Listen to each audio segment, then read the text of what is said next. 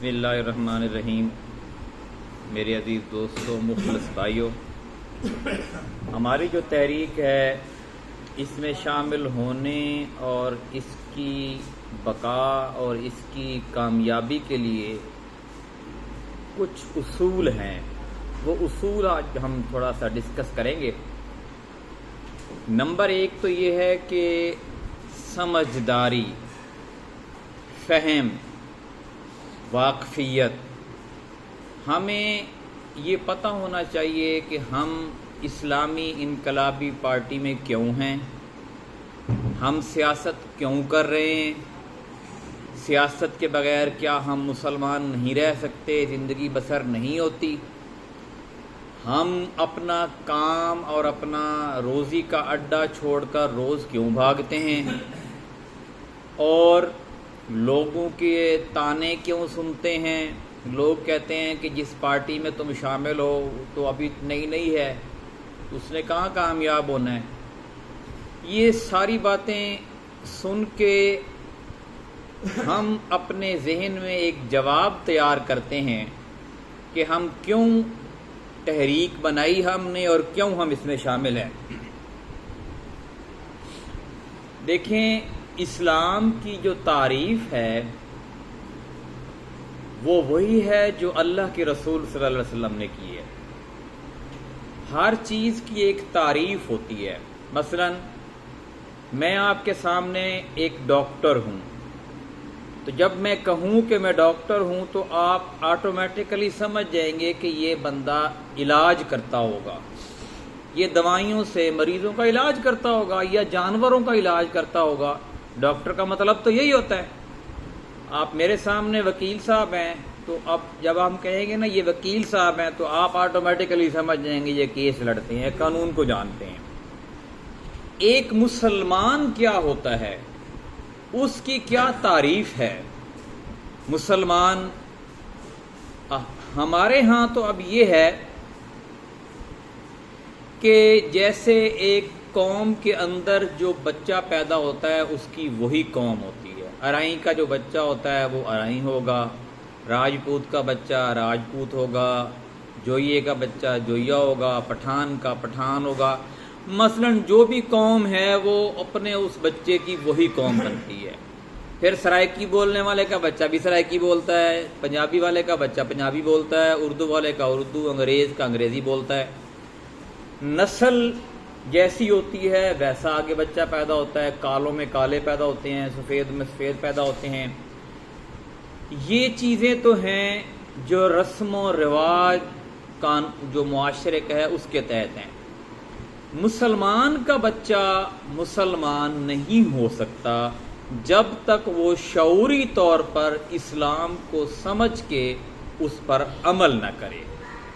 اگر مسلمان کا بچہ مسلمان ہوتا تو نوح علیہ السلام کا بیٹا آپ دیکھ لیں، ایک پیغمبر جن کا تذکرہ قرآن میں آیا ہے، اللہ نے اس کو ہدایت نہیں دی اور وہ اس نے والد کی بھی نافرمانی کی اور اللہ تعالیٰ کی بھی نافرمانی کی۔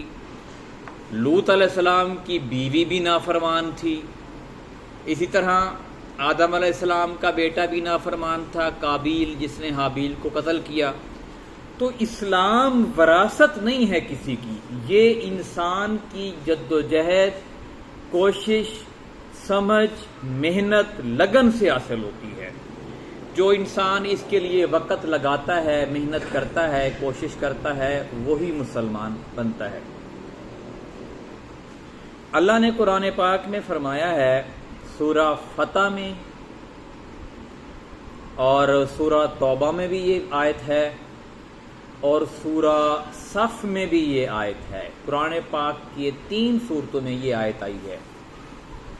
هُوَ الَّذِي أَرْسَلَ رَسُولَهُ بِالْهُدَىٰ وَدِينِ الْحَقِّ لِيُظْهِرَهُ عَلَى الدِّينِ كُلِّهِ وَكَفَىٰ بِاللَّهِ شَهِيدًا، کہ اللہ وہ ہے جس نے اپنے رسول کو دین حق اور ہدایت کے ساتھ بھیجا، اور اس لیے بھیجا کہ دنیا کے جو باقی دین ہیں ان کو مٹا دے اور اسلام کو غالب کر دے۔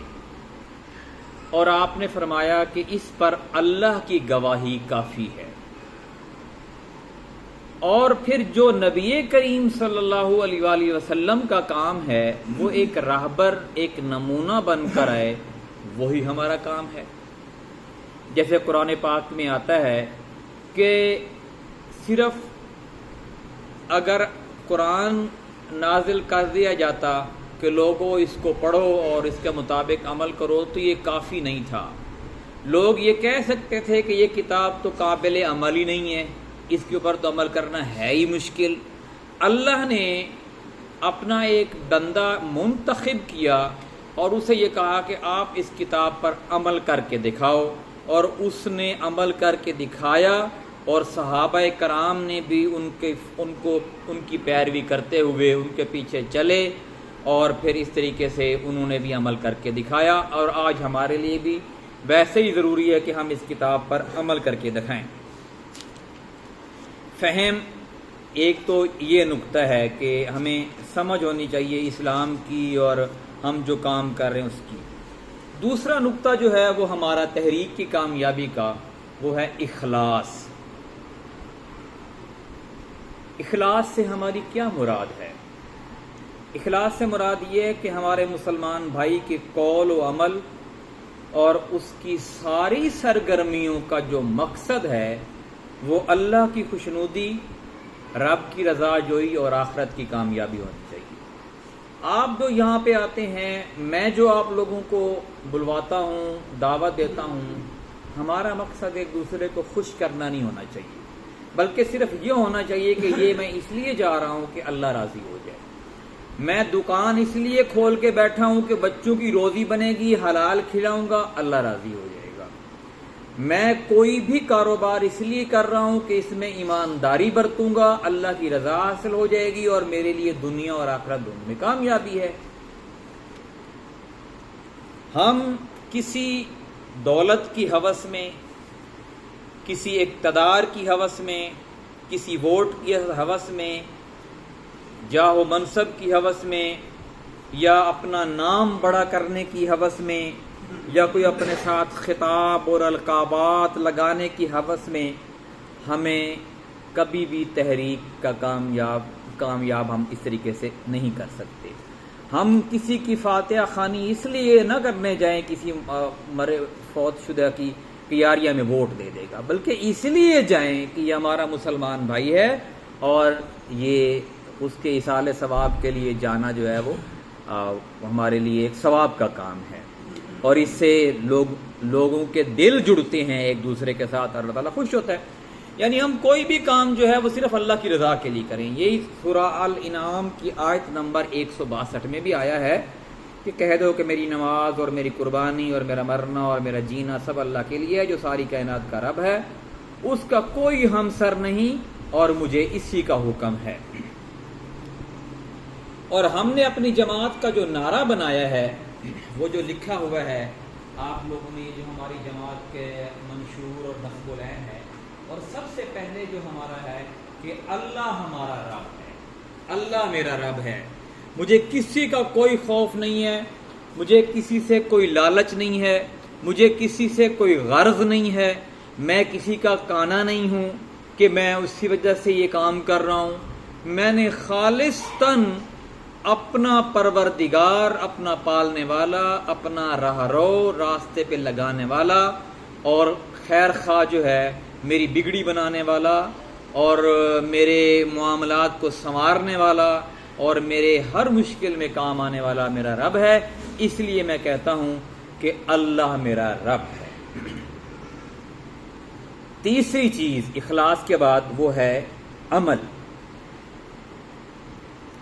عمل کے بغیر تحریکیں کامیاب نہیں ہوتی۔ مثلا ہم اچھی گفتگو کریں، آج آپ دیکھیں کہ ٹی وی پہ بیٹھ کے بہت سارے لوگ بہت اچھی گفتگو کرتے ہیں، لیکن اگر آپ چلے جائیں ان کے معاملات کا جائزہ لیں تو وہ ان کے معاملات اچھے نہیں ہوتے، جو وہ بات کہہ رہے ہوتے ہیں وہ اس کے خلاف ہوتے ہیں، لین دین کے برے ہوتے ہیں، کرپٹ ہوتے ہیں، لوگوں کے لیے اچھے نہیں ہوتے، ان کے خیر خواہ نہیں ہوتے، اور ان کا مقصد صرف ایک اچھی گفتگو کر کے نمبر بنانا ہوتا ہے یا پیسے حاصل کرنا یا آڈینس کی توجہ اپنی طرف مبذول کرانا، یہ ان کا مقصد ہوتا ہے۔ نیک اعمال یہی ہوتے ہیں کہ جب اذان ہوئی ہے تو ہم سارا کچھ چھوڑ کے نماز کی طرف چلے جائیں، رمضان المبارک کا مہینہ آیا ہے تو ہم روزے رکھنا شروع کر دیں، حج کریں، زکوٰۃ دیں، اچھی گفتگو کریں، نیکی کریں، برائی سے منع کریں، نیکی کا حکم دیں اور اللہ کے دین کی سربلندی کے لیے کوشش کریں، ویسی ہی کوشش جیسے ہم اپنے کاروبار کے لیے کرتے ہیں۔ ایک واقعہ ہے کہ بہت سارے لوگ تھے جو کہ مدینہ کے اندر کہ جو جب اسلام کے اوپر مسلمانوں کے اوپر آزمائشیں آئیں تو وہ پھسل گئے اسلام سے۔ بعد میں انہوں نے آ کے نبی کریم صلی اللہ علیہ وسلم سے معافی مانگی کہ ہم بس ایمان ہمارا کمزور ہو گیا تھا، ہم پھسل گئے تھے، آپ ہمیں معاف کر دیں۔ تو اللہ نے کہا ٹھیک ہے، ان کو معاف کر دیں۔ اب ترجمہ اس کا سنیں، سورہ توبہ میں ہے، اور اے نبی صلی اللہ علیہ وسلم ان سے کہہ دو کہ تم اپنا کام کرو، ابھی اللہ اور اس کا رسول اور ایمان والے تمہارا کام دیکھیں گے کہ وہ اب کیسے رہتے ہیں، پھر تم چھپے اور کھلے سب کے جاننے والے کی طرف پلٹائے جاؤ گے، پھر جو کچھ تم کرتے رہے ہو وہ سب تمہیں بتا دے گا۔ یعنی عمل سے زندگی بنتی ہے، جنت بھی جہنم بھی، یہ خاکی اپنی فطرت میں نہ نوری ہے نہ ناری ہے۔ عمل کرنے کے لیے چند چیزیں آج میں آپ کے سامنے اور بھی رکھتا ہوں۔ نمبر 1 تو یہ ہے کہ اپنی شخصیت میں نکھار پیدا کریں، کوشش کریں اپنے جسم کو تندرست اور توانا رکھیں۔ قوی مومن کمزور مومن سے بہتر ہے۔ ایسی کوئی چیزیں نہ کھائیں جس سے بیماریاں آتی ہیں، ٹائم پہ سوئیں، ٹائم پہ اٹھیں، اپنے جسم کے اوپر اس کی استطاعت سے زیادہ ظلم نہ کریں، لوگوں کے کام آئیں لیکن اپنے جسم کا بھی خیال کریں۔ یہ شخصیت کی نکھار ہے۔ کپڑے صاف ستھرے پہنیں، چاہے پیوند لگے ہونے چاہیے، اپنا لباس جستہ ہونا چاہیے، اچھا لباس ہونا چاہیے، چاہے پرانے کپڑے ہوں لیکن صاف ستھرے ہونے چاہیے۔ گفتگو کے آداب آنے چاہیے۔ اگر ہم اردو نہیں بول سکتے تو اردو نہ بولیں، زبان جو بھی آتی ہے اس کو صاف طریقے سے بولنا چاہیے۔ سرائکی بولیں، پنجابی بولیں، اردو بولیں، جو بھی زبان بولیں صحیح طریقے سے بولیں۔ یہ شخصیت کو پروان چڑھاتا ہے، انسان کی شخصیت کو نکھارتا ہے۔ دوسرا، معاشرے کی اصلاح کریں، جتنا ہو سکے اس کے لیے وقت گزاریں۔ اگلا جو چوتھا پوائنٹ ہے وہ ہے جہاد، جد و جہد۔ ہم نے یہاں پہ لکھا بھی ہوا ہے کہ ہمارا جو طریقہ ہے وہ جد و جہد اور جہاد کا ہے، اور اسی طریقے سے ہم اسلام کی سربلندی کے لیے کام کر سکتے ہیں۔ نبی کریم صلی اللہ علیہ وآلہ وسلم نے فرمایا کہ وہ جس کو موت آئی اس حال میں کہ اس نے کبھی جہاد نہ کیا، نہ جہاد کی تمنا دل میں پالی، وہ جاہلیت کی موت مرا۔ اور جہاد کیا ہے؟ کہ اللہ کے نظام کے سربلندی کے لیے محنت کرنا۔ وہ محنت کون سی ہو سکتی ہے؟ یہ گفتگو بھی ہو سکتی ہے، ظالم کے سامنے کلمہ حق کہنا بھی جہاد ہے، لکھنا بھی جہاد ہے، تقریر کرنا لوگوں کے سامنے بھی جہاد ہے، مال قربان کرنا بھی جہاد ہے، جان وارنا بھی جہاد ہے۔ جہاد جد و جہد سے نکلا ہے کہ جب تک اللہ کا دین غالب نہیں آتا، کفر مغلوب نہیں ہوتا، آپ کی جو کوشش ہے تن من دھن وارنے کی وہ جہاد ہے۔ جہاد ہی ہمارا طریقہ ہے۔ نمبر 5 جو ہے وہ قربانی۔ قربانی سے مراد یہ ہے کہ ہم اپنی جان، اپنا مال، اپنا وقت، اپنا ذہن، اپنی صلاحیت، یہ اللہ کے دین کی سربلندی کے لیے قربان کریں۔ اللہ تعالیٰ نے سورہ توبہ میں کہا ہے کہ میں نے انسان کے ساتھ سودا کیا ہے، اور وہ سودا کیا ہے؟ جیسے ہم سودا کرتے ہیں، بھائی یہ لے لو اور اس کے بدلے میں فلاں چیز دے دو۔